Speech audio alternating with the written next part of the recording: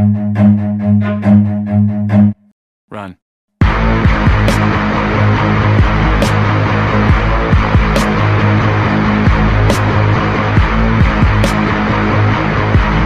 Well, good morning, everybody, from Crown Sydney. Yes, I'm in lovely ye olde Sydney town, and I'm enjoying for the first time Crown Sydney. It's a lovely room, and I'll be taking a tour of the property later today. So I'm going to save my comments on Crown Sydney until next week. So for now, let's get into the news of the week. So it's results seasons at the moment. There's been a lot of statistics coming out, a lot of revenue numbers. We've seen the Macau GGR number for February come out at MOP 10.3 billion, which is a solid number, pretty similar to January, especially given a little bit less, but especially given that it was only a 28-day month and it didn't have Chinese New Year, of course. So that's a good number. Ho Iat Seng is confident that Macau GGR will finally hit MOP 130 billion this year. He came out and said so. That's been his estimate for 3 years in a row, 21, 22, and 23. The last 2 years, he didn't come out and say he's confident it'll happen, but this year he did because, well, January and February are behind us, and the current run rate of January and February, if it continues for the whole year, will be coming out at MOP 135 billion. I do note the Macau government has set aside 36.5 billion in MOP for reserves because it has to do so, because it has to run a balanced budget under the mini constitution of Macau. What else? Macau drops their outdoor mask mandate. So finally, you don't have to wear masks in Macau outdoors anymore. And for indoors, it's at the discretion of the operator, whoever is operating that indoor facility.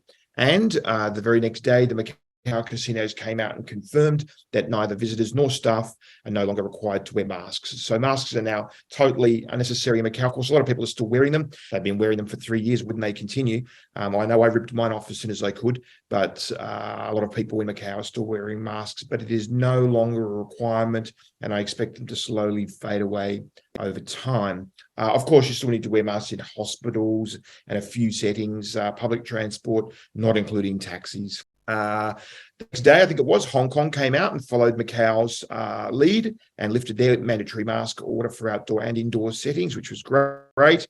And what else came out and gave its loss of US 433 million. Wow, what a big number for 2022. And that can't have been easy to take. But of course, all the discussion is about looking forward. And in that vein, Galaxy came out and said that they will be opening at last their Phase 3. It's to open progressively from this year and from the second quarter. And it's been ready for over a year. So it's great to see them finally doing that. And in a similar vein, Melco, in its reporting, came out and Lawrence Ho said there would be a staged opening of Studio City Phase 2 from the second quarter of this year as well.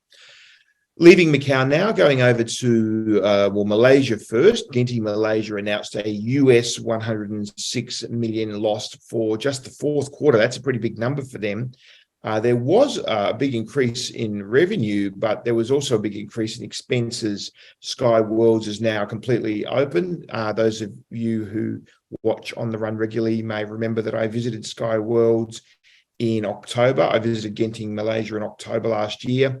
It's now open, so interest expenses for Sky Worlds can't be capitalized anymore. That's going on the bottom line for interest cost. And additional depreciation, of course, for the additional expenditure, additional capex. So there's more expenses in Genting Malaysia. Mohegan committed up to another 142 million US dollars in funding over the next 3 quarters, the quarter we're currently in, up to the end of September this year, to complete their Inspire Korea project, which they hope to open in early 2024. So it looks like that Inspire Korea is really starting to come to fruition now. Resorts World Las Vegas over in Las Vegas, of course, recorded record revenue, record EBITDA, but still lost money. So that's not good. Genting can't be happy with that. Their revenue for the quarter was 227 million US. Their EBITDA was up to 47 million. The previous quarter, from memory, it was 18 million. But they've got interest costs, which are estimated to be around 25 million a quarter, and depreciation costs estimated to be around 60 million a quarter. So there's at least 85 million that has to come off the EBITDA number for the bottom line. And all this was with 89% occupancy. So you can't get much higher than 89% occupancy. Of course, you can get to 100, but it's only another 11% on top of the 89. So obviously, their average daily rate is too low. They've got to bump up their average daily rate. Anyway, I better not give them any free advice. Aristocrat inks a multi-year sponsorship of the Las Vegas Formula One Grand Prix. Just still in Las Vegas. So, of course, the big excitement in Vegas is about the Grand Prix in November this year, the first ever Las Vegas Grand Prix. Aristocrat is now the official slot machines of the Grand Prix. I can see drivers driving down and playing slot machines while they drive. So that's good for them. There was no announcement as to how much they paid for that. I'd love to know how much that cost. Sticking with slot machine companies, Light & Wonder had an 18% revenue increase in the last quarter, 4Q 2022. So congratulations to Light & Wonder. Everybody's reporting at the moment, so getting all the end of 2022 numbers out. So yeah, look, that's it for the news for the week. I'll be here having a big day in Sydney today, meeting with Crown and meeting with Star and meeting with GTA as well regarding AGE. Don't forget about AGE in August, and also meeting with some other companies as well. So it's good to be here in Sydney, and I'll be back again pretty soon. And after here, I'm heading back down to Melbourne, and then I'm not quite sure of my schedule, but over the next 2 months, it will certainly include the Philippines, Singapore, hopefully KL, Cambodia, before finally getting back to Macau and Hong Kong.